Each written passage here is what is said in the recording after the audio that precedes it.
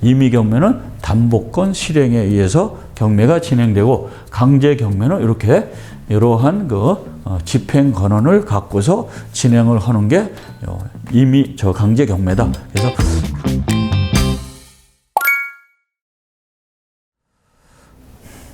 자, 이번 시간에는 이제 경매 종류에 대해서 여러분과 함께 시간을 갖겠습니다. 자, 경매하면은 이제 이렇게 자막에 보이듯이 사경매하고 이제 공경매가 있죠. 사경매와 공경매. 그래서 우리가 지금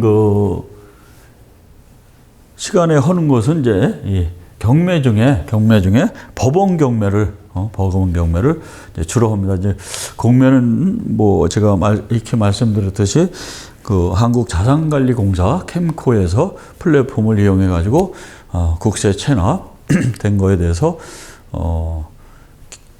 진행하는 거 인터넷으로. 근데 이제 우리는 이제 이 법원 경매에 대해서 이제 배우는 건데, 일단 그래서 요거를 이제 실질적으로 간다라면 임의 경매와 이제 강제 경매는 실질적인 경매다. 그 다음에 이제 형식적인 이제 경매가 있어요. 그래서 그건 이제 좀 이따가 같이 학습하기로 하고, 오늘은 이제 법원 경매에서 강제 경매가 뭔가, 임의 경매가 이제 뭔가를 일단은 한번 보도록 하겠습니다. 뭐죠? 임의 경매는 이제 뭐냐? 담보권 실행에 의해서 되는 거고, 강제 경매는 이제 집행 권한에 대해서 이제 하게 되는 거예요. 이 집행 권한이라는 것은 그 전에 이제 이 민사집행법이 2002년도에 이제 생겼는데, 2002년도부터 민사집행법이 생기면서 경매라는 게 이제 여러분들 대중화가 되고, 그러니까 여러분들도 이렇게 경매에 또 입문하게 된 이유가 민사집행법이 이제 생기면서 그렇게 된 겁니다. 그래서 그때부터 생긴 게 이제 집행권한이라고 그래요. 그죠? 그 전에 이제 소송법으로 됐었는데, 민사소송법은 이제 채무명의라고 아직도 그렇게 부르고 있습니다. 이 채무명의라고 부르는데, 현재 민사집행법에서는 이제 집행권한이라고 이제 일컫니다. 그래서 이 두 가지 놓고 이제 실질적인 경매로서 이렇게 이루어지는데, 사실상 임의 경매는 담보권 실행이라고 그랬어요. 담보권이라는 건 뭡니까?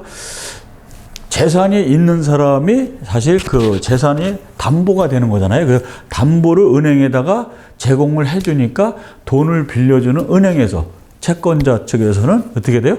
담보를 요구하지 않습니까? 그것이 사실상 근저당 설정이란 말이에요. 근저당 설정. 그래서 우리가 저당권 물권법에서 가서도 이제 배우겠지만은 저당권들 많이 해요. 그게 대다수 저당권이 근저당으로 생각을 하시면 돼요. 그래서 근저당이 채권 최고 금액으로 이렇게 정해지지 않습니까? 그래서 실질적으로 임의 경매 같은 경우는 담보권 실행이다 하면은 이건 사실상 근저당 설정 계약서 갖고 한다 생각하면 돼요. 근저당 설정 계약서다.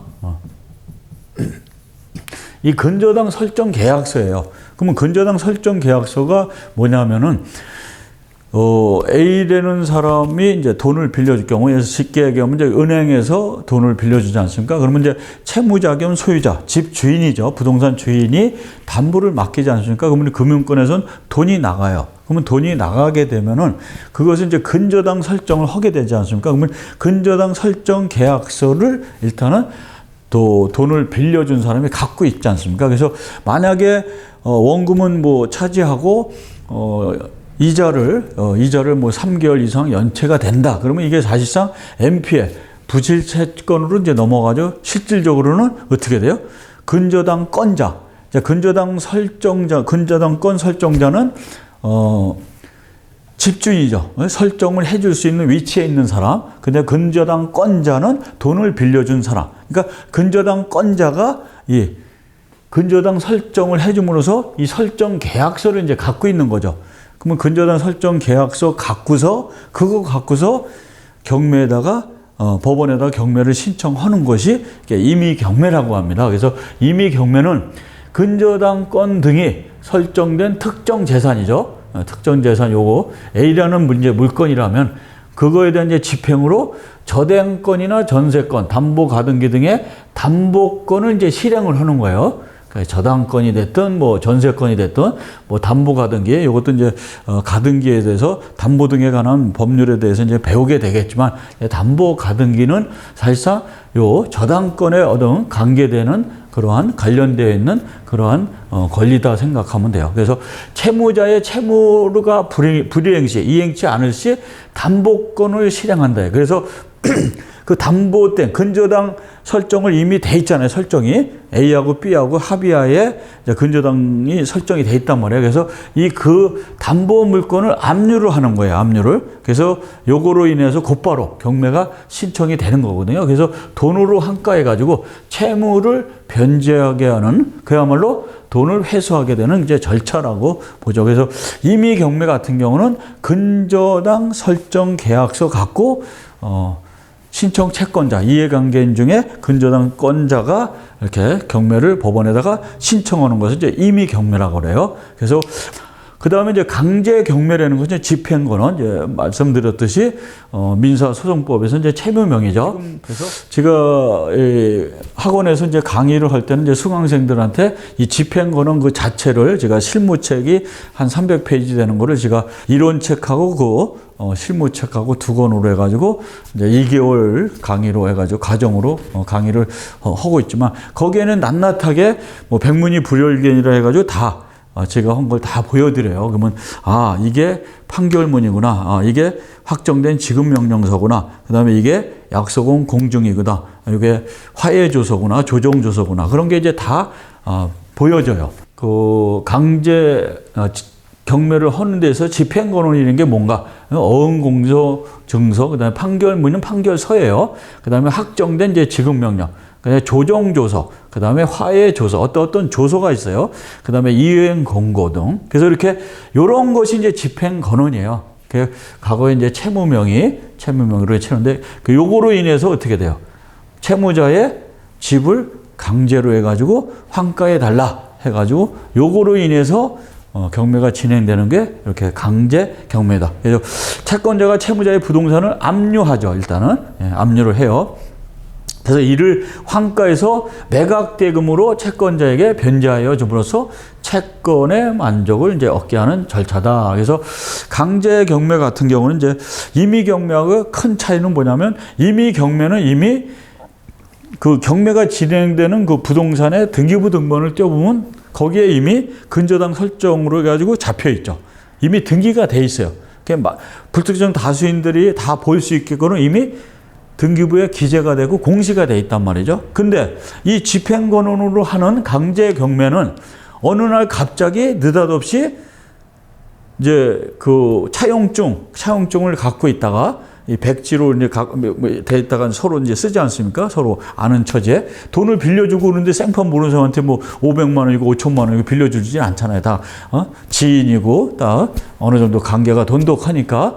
그 좋은 관계에서 차용증만 쓰다가 있다가 이렇게 쭉 지켜오다 보니까 뭐 제3자한테 들려온 세가 그 사람이 좀 안 좋게 지금 재정상으로 어려움을 겪고 있다. 그럼 불안하잖아요. 그죠? 이 차용증만 갖고 있다가. 그래서 이 차용증 갖고서 이렇게 확정된 이렇게 지급명령을 헌다든가 요거 갖고 뭐 소를 제기해 가지고 판결문을 받는다든가, 그때서야 비로소 요 집행권원 갖고서 상대편 부동산에 대해서 경매를 신청하는 것이 강제 경매거든요. 그래서 이것이 집행권원에서 하는 거다. 대표적인 케이스가 판결문이에요. 그래서 요새는 뭐 서로 소를 제기해서, 소제기한다는 건 이제 소송을 제기하는 거 아닙니까?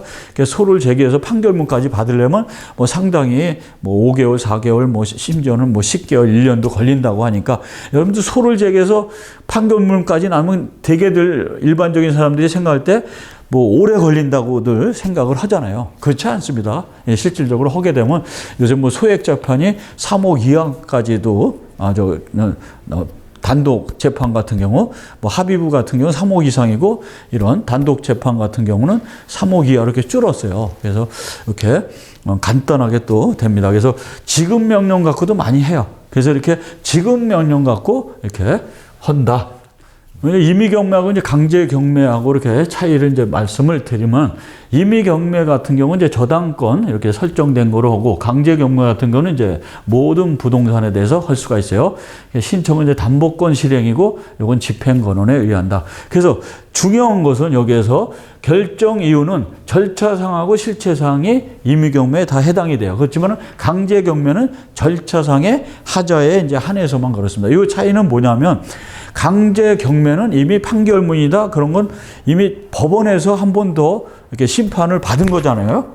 확증을. 그러기 때문에 그 이상 더 어떤 권리상의 어떤 하자 흠은 없다라고 간주를 하는 거죠. 그러나 이 근저당 설정으로 인해서 하는 것들은 사실상 뭐 절차상의 문제가 아니라 이 권리상의 하자, 실체상의 하자까지도 이게 원인이 될 수가 있어요. 그래서 이 절차상 강제경매는 오로지 절차상, 권리상 어떤 실체상의 하자는 포함이 안 된다는 얘기죠. 그래서 강제경매와 임의경매하고 특별한 차이는 실체상하고 절차상이 포함이 되느냐, 아니면 그야말로 요 절차상의 하자만 있는 건가, 그렇게 생각을 하시고 이해를 하시면 되겠어요.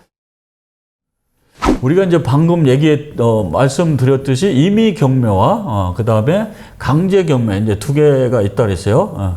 경매가 있고, 요게 이제 형식적인 경매가 있습니다. 형식적인 경매. 이제 형식적인 경매는 이제 보통 뭐냐, 뭐 대충 한 5가지만 좀 말씀을 드리면은, 유치권에 의해서 이제 의한 이제 경매가 있어요. 유치권에 의한 경매다. 첫 번째. 그 다음에 이제 공유물 분할. 공유물 분할에 의한 경매. 그 다음에 청산에 의해서, 회사 같은 청산하잖아요. 청산에 의한 경매. 그 다음에 자조 매각이라고 있어요. 자조 매각에 의한 경매. 그 다음에 단주 경매가 있습니다.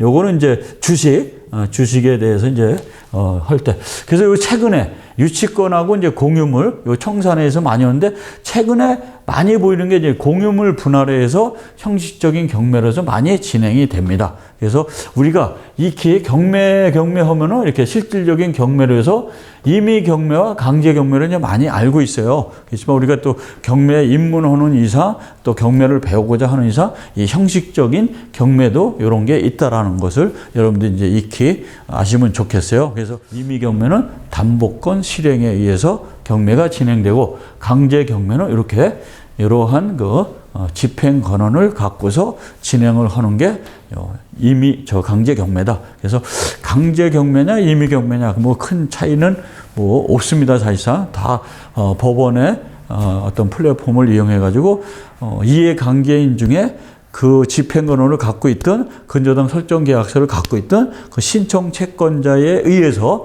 법원에 신고를 하고 어떤 절차상의 경매를 신청하면은 양식에 의해서 다 이렇게 진행이 됩니다. 그래서 이런 거로 인해서 사실상 경매가 진행돼서 우리가 이렇게 매각일이 잡힌 그 불특정 다수인의 물건들을 이렇게 다 접하게 되는 거예요. 그래서 이 절차상에 이제 나중에 또 다음 시간에 절차 문제도 이렇게 알게 되겠지만, 일단 뭐 종류에 대해서는 이렇게 간단하게 여러분들 이 시간을 통해서 한번 같이 나눠봤습니다. 예, 감사합니다.